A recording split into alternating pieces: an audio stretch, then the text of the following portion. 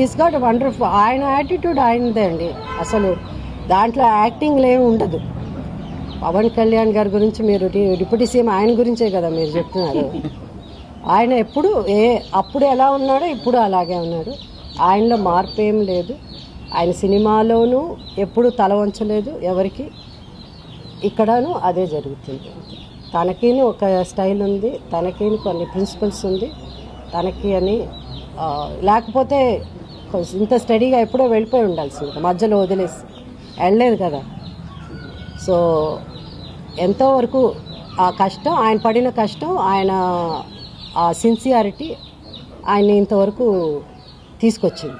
So అందుకు ఆయన్ని మనం అప్రిషియేట్ చేయాలి. మిగతా ఆర్టిస్ట్ మధ్యలో మనకు ఎందుకులే ఈ తలనొప్పి వేళతో ఎక్కడ పడతామని చెప్పి వెళ్ళిపోయి ఉండొచ్చు. ఆయన సినిమాలో యాక్ట్ చేస్తానంటే ఆయనకి ఎంతైనా ఏదైనా ఇవ్వడానికి రెడీగా ఉన్నారు సినిమా ప్రొడ్యూసర్స్. సో అవన్నీ కూడా వదులుకొని ఆయన అంటే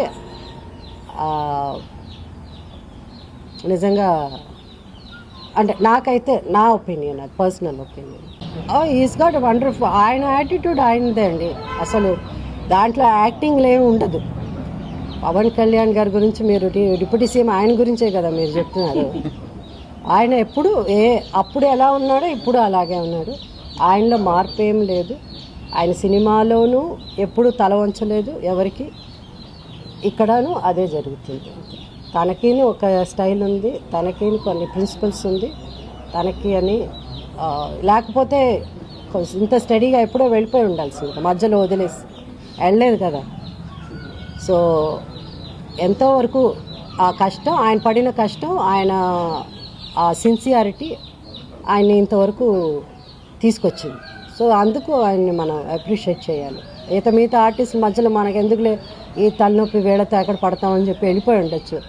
ఆయన సినిమాలో యాక్ట్ చేస్తానంటే ఆయనకి ఎంతైనా ఏదైనా ఇవ్వడానికి రెడీగా ఉన్నారు సినిమా ప్రొడ్యూసర్స్. సో అవన్నీ కూడా వదులుకొని ఆయన అంటే